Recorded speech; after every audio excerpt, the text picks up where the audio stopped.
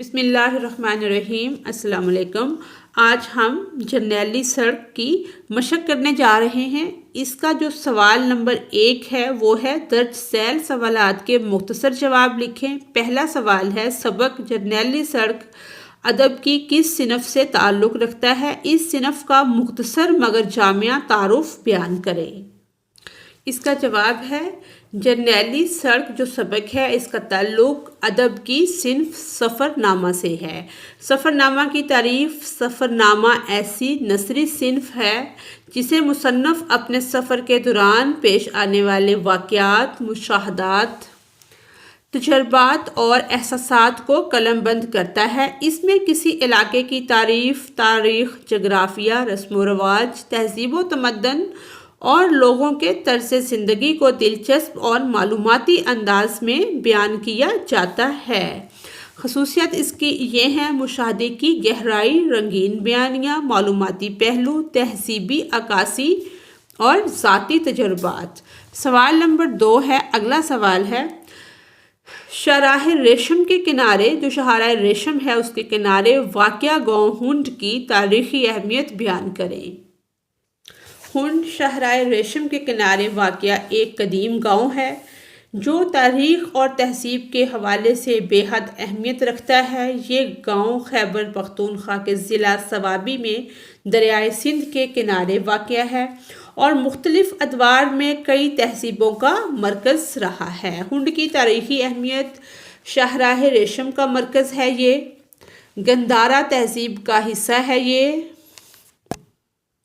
ہندو شاہی سلطنت کا دارالحکومت ہے یہ، اور محمود غزنوی کی فتوحات کا مرکز ہے یہ، اور ثقافتی اور تہذیبی مرکز کے طور پر بھی جانا جاتا ہے۔ یہاں تک اس کا جواب مکمل ہوتا ہے۔ کیونکہ یہ شارٹ پوچھے گئے ہیں، اگر ہیڈنگز بھی لکھ دی جائیں تو بھی کافی ہے، نہیں تو تھوڑا ڈیفائن کر دیں تو زیادہ اچھا ہوگا۔ سوال نمبر 3 ہے، سبق پڑھ کر بتائیے کہ اس میں پاکستان کے کس صوبے کا ذکر کیا گیا ہے، نیز یہ بھی بتائیے کہ کن شواہد کی بنا پر آپ کو اس کا علم ہوا۔ سبق ہم نے پڑھا ہے جیسے کہ سفر نامہ جرنیلی سڑک میں پاکستان کے جو صوبے کا ذکر ہے وہ پہلے اس کا نام سرحد تھا، اب ہے خیبر پختونخوا صوبے کا ذکر کیا گیا ہے۔ یہ ذکر مختلف شہداء کی قربانیوں کی روشنی میں کیا گیا ہے، خاص طور پر ان لوگوں کی جنہوں نے اس علاقے کی آزادی اور تحفظ کے لیے قربانیاں دیں۔ یہ معلومات ہمیں تاریخی حوالوں، جرنیلی سڑک کے حوالے سے دی گئی تفصیلات اور ان شہداء کے ناموں سے حاصل ہوتی ہے جو خیبر پاس اور اس کے اطراف میں ہونے والے معرکوں میں شامل تھے۔ سوال نمبر 4 ہے، سبق میں کن شہروں کا ذکر درج ہے؟ فہرست مرتب کریں اور ہر شہر کی خصوصیت یا خصوصیت مصنف کے نقطہ نظر سے ایک جملے میں بیان کریں۔ سب سے پہلے ہے پشاور۔ مصنف کے مطابق یہ شہر تاریخ کے کئی اہم معرکوں کا گواہ ہے اور ثقافتی طور پر خیبر پختونخوا کا مرکز رہا ہے۔ آگے ہے نوشہرہ۔ یہ شہر جرنیلی سڑک پر واقع ایک اہم گزرگاہ ہے جہاں فوجی نقل و حرکت عام رہی ہے۔ آگے ہے اٹک۔ یہ شہر دریائے سندھ کے کنارے واقع ہے اور ہمیشہ سے دفاعی اہمیت کا حامل رہا ہے۔ راولپنڈی۔ مصنف کے مطابق یہ شہر ماضی میں تجارتی اور فوجی سرگرمیوں کا مرکز رہا ہے۔ آگے ہے لاہور۔ مصنف نے اس جرنیلی سڑک کا ایک اہم تاریخی اور ثقافتی شہر قرار دیا ہے لاہور کو، جو مغلوں کی شان و شوکت کا مظہر رہا ہے۔ آگے ہے دہلی۔ دہلی کو مصنف نے جرنیلی سڑک کا آخری مقام کہا ہے جو مغل سلطنت کا دارالحکومت واقع تھا۔ مصنف نے ان شہروں کو تاریخ اور جرنیلی سڑک کی اہمیت کے تناظر میں بیان کیا ہے جو ان کے جغرافیائی اور ثقافتی کردار کو اجاگر کرتے ہیں۔ سوال نمبر 6 ہے۔ سوال نمبر 5 کا جو جواب ہے وہ آپ خود سے لکھیں گے، اور سوال نمبر 6 یہ ہے، مصنف کا موقف ہے کہ حسن ابدال رونق اور عبرت دونوں کی جا ہے۔ جا ہم نے پڑھا تھا سبق میں، جگہ ہے۔ مصنف نے اس کی کیا وجہ بتائی ہے؟ اس کا جواب ہے، مصنف کا موقف ہے کہ حسن ابدال رونق اور عبرت دونوں کی جگہ ہے۔ اس کی وجہ یہ ہے، رونق کا مقام حسن ابدال ایک خوبصورت اور سرسبز جگہ ہے جو اپنی قدرتی خوبصورتی اور تاریخی اہمیت کی وجہ سے لوگوں کو اپنی طرف متوجہ کرتی ہے۔ اور عبرت کا مقام، نشان عبرت اس میں کیا ہے؟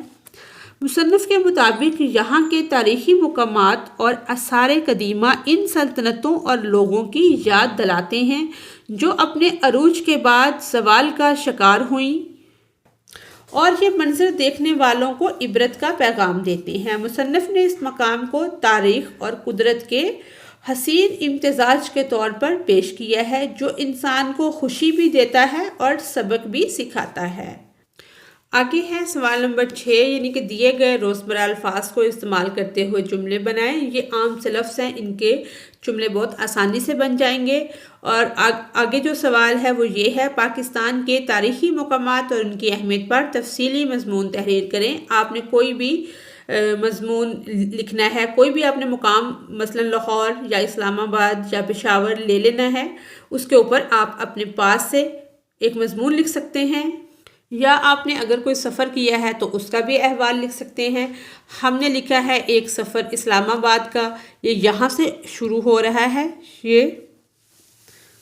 اور یہ ساری چیزیں اس میں شامل ہیں، یہ بھی اسی کا حصہ ہے۔ یہ مضمون ہے، کچھ لمبا تو ہوگا، تو کوئی بھی آپ لکھ سکتے ہیں، لاہور پہ لکھ لیں، پشاور پہ لکھ لیں، یہاں تک یہ ہمارا مضمون مکمل ہوتا ہے۔ آگے ہے ہماری زبان شناسی، اس میں حروف عطف اور حروف تردید، ان کو ہم یاد کریں گے، یہ ہماری گرامر سے تعلق رکھتے ہیں۔ یہ چیزیں جملہ ہے، حروف شرط و جزا ہیں، حروف علت ہے، حروف اضراب ہے۔ آگے ہے حروف بیان۔ سوال اس میں یہ ہے، سبق جرنیلی سڑک سے حروف علت اور حروف عطف کے استعمال کے جملے تلاش کر کے علیحدہ کریں۔ یہ ہیں حروف علت کے جملے۔ پہلا جملہ ہے، یہ سڑک پشاور سے ہوتی ہوئی کابل اور ہندوستان تک جاتی ہے۔ دوسرا جملہ ہے، پشاور قدیم تہذیب اور ثقافت کا گہوارہ ہے۔ تیسرا جملہ ہے، یہ سڑک مغل بادشاہوں اور افغان جنگجوؤں کے لیے اہم رہی ہے۔ اور چوتھا جملہ ہے، لاہور کی رونقیں اور تاریخی اہمیت سب کے دل کو بھاتی ہے۔ اور استعمال شدہ حروف عطف ہیں اس میں اور، یا، لیکن، بلکہ، کیونکہ۔ آگے ہیں حروف علت۔ پہلا جملہ ہے، جرنیلی سڑک نے ہمیشہ تاریخ میں اہم کردار ادا کیا۔ دوسرا جملہ ہے، حسن ابدال رونق اور عبرت دونوں کا مقام ہے۔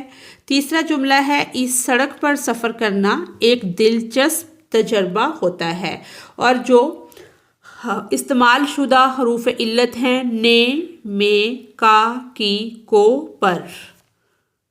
اگلا سوال یہ ہے کہ ذیل میں دیے گئے محاورات، یہ کچھ محاورات ہیں اور کچھ ہیں ضرب الامثال، ان کو ہم نے علیحدہ علیحدہ کرنا ہے اور محاورات کا استعمال کرتے ہوئے اپنے کسی سفر کا احوال دلچسپ انداز میں تحریر کریں۔ اس میں جو ہم نے پہلے کویسچن ڈسکس کیا ہے، اسلام آباد کے سفر کا حال، وہ بھی ہم لکھ سکتے ہیں اس کے اندر۔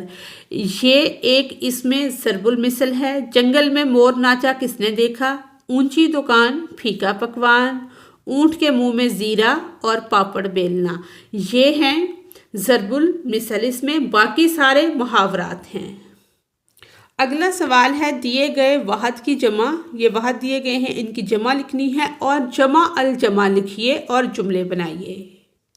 یہ ہم نے لکھے ہیں واحد، جمع اور جمع الجمع، جیسے اکبر، اکابر، اکابرین، دعا، دعائیں، دعاؤں، لقب، القاب، القابات، اسم، اسماء مبارکہ، لازم، لوازم، لوازمات، وجہ، وجوہ، وجوہات۔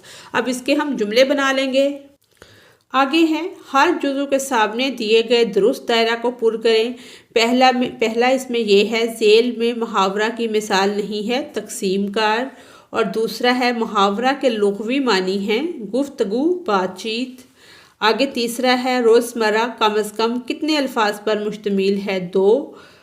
اردو کے محاورے آنکھ اٹھ نہ سکنا کا کیا مطلب ہے، شرم کے مارے آنکھ اونچی نہ ہونا۔ اسی کے ساتھ ہی ہماری آج کی ویڈیو مکمل ہوتی ہے۔ اگر آپ کو میری ویڈیو سے کوئی رہنمائی مل رہی ہے تو میری ویڈیو کو لائک اور چینل کو سبسکرائب کریں۔ Thanks for watching us.